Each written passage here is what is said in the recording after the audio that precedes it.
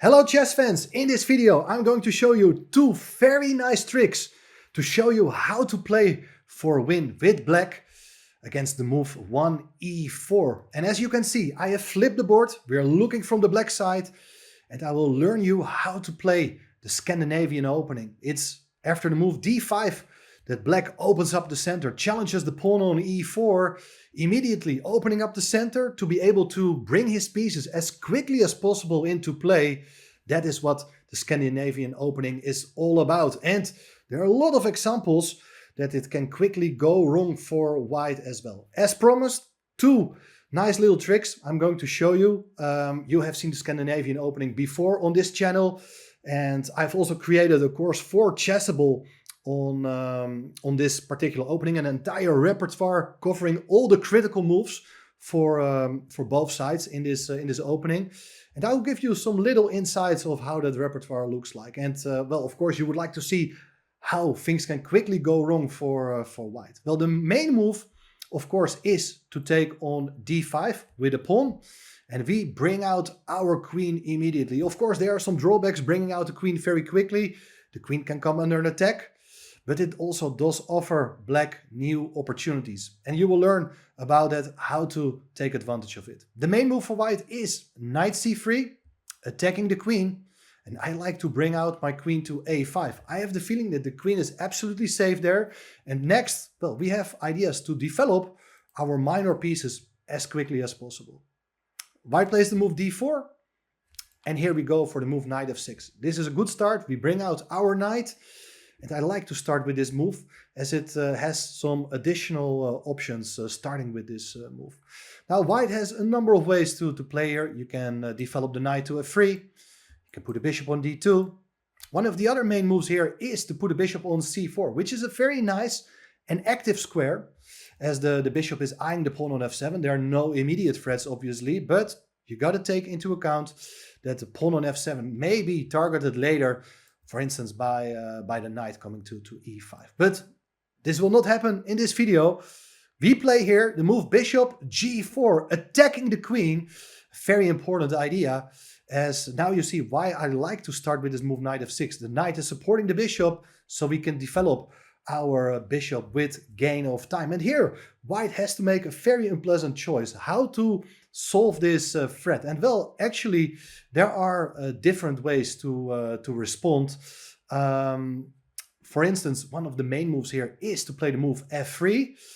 We are not going to delve too deeply into the ins and outs of this move. What I can tell you is I'm happy to go back with the bishop to d7 and say that the move f3 has prevented the knight from coming to that square, and very soon we can try to open up the position with the move c5, and white may at some point even regret having weakened these dark squares around his king. There's a lot of theory, but black is doing fine in that case. One very understandable move to avoid these sort of problems is to go back with the bishop to e2. Now, obviously, having first brought the bishop to c4 and then back to e2, it's some sort of loss of time. And well, I will show you how to take advantage of that. We can take on e2. And here again, white has to choose between taking with a queen or with a knight. We don't take with the king because then the king cannot be brought into safety any longer.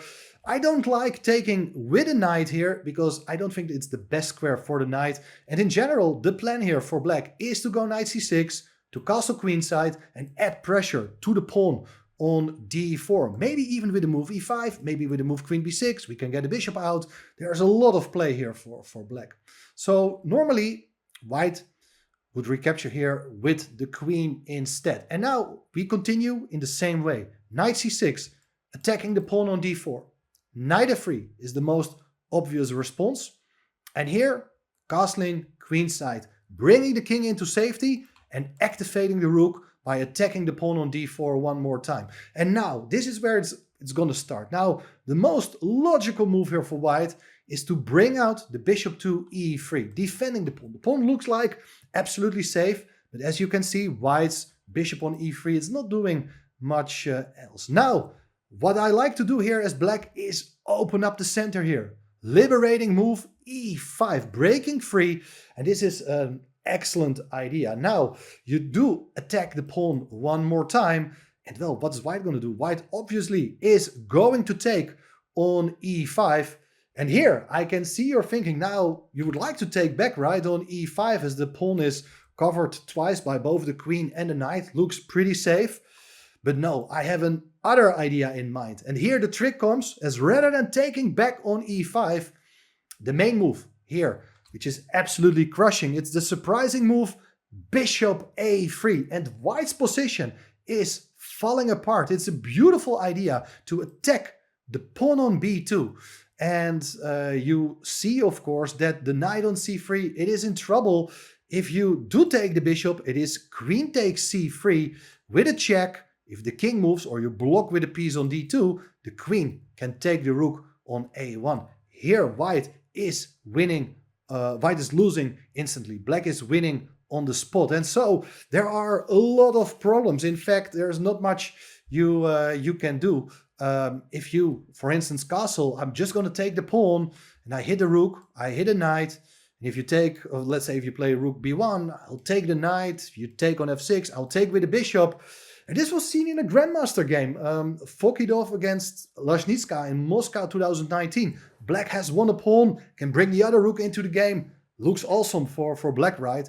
So here you see how quickly things can go wrong. There are probably some other moves which could be considered. Maybe, for instance, something like bishop c1, defending the pawn, which does avoid an immediate disaster. But then there is rook e8. We pin the pawn on e5. And if you bring your king into safety, then, okay, I'm going to take on e5. And black regains the pawn with great interest. Like if you do take on e5, I take with the rook, hit the queen. If the queen goes away, I can put a bishop on b4. All black's pieces are superior to white's. So that's a brilliant outcome of the opening. But remember this little trick with this move, bishop a3. It's something white players can easily overlook. Now let's go back, because I have some other very nice idea I would like to show you, is that instead of the move bishop e2, there are other moves to be considered here as well. If you play knight e2, for instance, well, my plan in that case is to go e6 with a very simple plan, ideas I've shown you earlier, like get a knight to c6, castle queenside, get a bishop to b4. And I do like the pressure against the pawn on d4. I also like that the knight on e2 is pinned. I think this is not going to be a lot of fun to play for white. So knight e2, it's something I would also not fear too much. Let's have a look at this move, knight f3.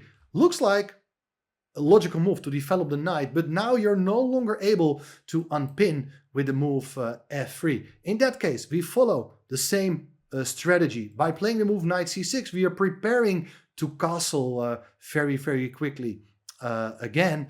And well, here you got to think about how to complete your development. Now, if you do play bishop e3, for instance, I'm going to castle queenside, and there are a lot of problems down the d-file against the knight on f3. e5 is on the agenda, and that looks pretty bad. For instance, if you play h3 to question the bishop on g4, I'm going to play the move e5 anyway, so that if you take the bishop, I'm taking on d4 with a double attack against the bishop and the knight. If you do take on d4, then I bring out my bishop to c5 with tremendous play.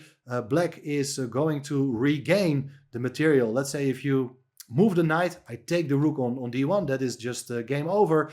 And if you castle, well, I'm going to take on d4. And if you do take back, there's rook takes d4, and everything is coming under an attack. Everything is hanging here. So that is also looking awesome for black. Therefore, white may consider another move instead of bishop e3. That is the move bishop d2. The big difference between those moves is that here the bishop doesn't defend the pawn, but rather aims to set up a little trap against the queen. Now, one little warning. Don't take the pawn on d4, which is very tempting to take the pawn hitting the knight on f3, but it can be met by the move knight to b5. The bishop hits the queen, and if the queen goes away, you can take the knight. The intermediate move, knight takes f3, doesn't solve the problem. It's g takes f3, and now both the bishop and the queen are hanging, which means that white is going to win a piece. Let's go back. Instead of the move knight takes d4, we shouldn't be too greedy, but instead we castle queenside here anyway. We are preparing to take on d4 instead. Now, white has another idea. You may consider this move, knight d5, setting up a discovered attack against the queen. And the queen is almost trapped, but fortunately we can still go to a4 and hit the bishop on c4 right away. Now, there are a lot of options. If you do play b3 to attack the queen is safe, it can go to a3, and it can never be trapped. If the queen comes under an attack with bishop c1, you can come back to d6, that's fine. And well, if you do take on f6, I'm ready to take with the pawn, and I think black is having a great initiative here, putting pressure against the pawn on d4. e5 is coming up very soon as well. Very, very nice. Let's go back. Instead of b3, a more logical move in my opinion is to play the move bishop to b3, attacking the queen. And now the queen, it goes back to a6, and that's a great move, preventing the white king from getting out of the center. There's still the threat to take on d4.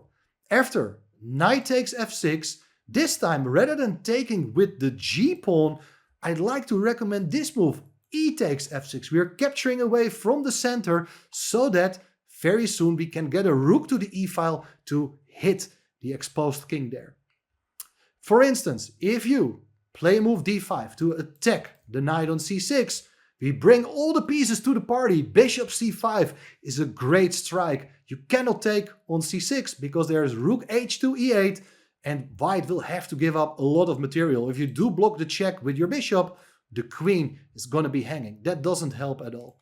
The alternative is to put the bishop immediately on e3. And frankly speaking, this still looks sort of okay, in a sense that white is trying to consolidate his position, maybe play the move queen e2 next.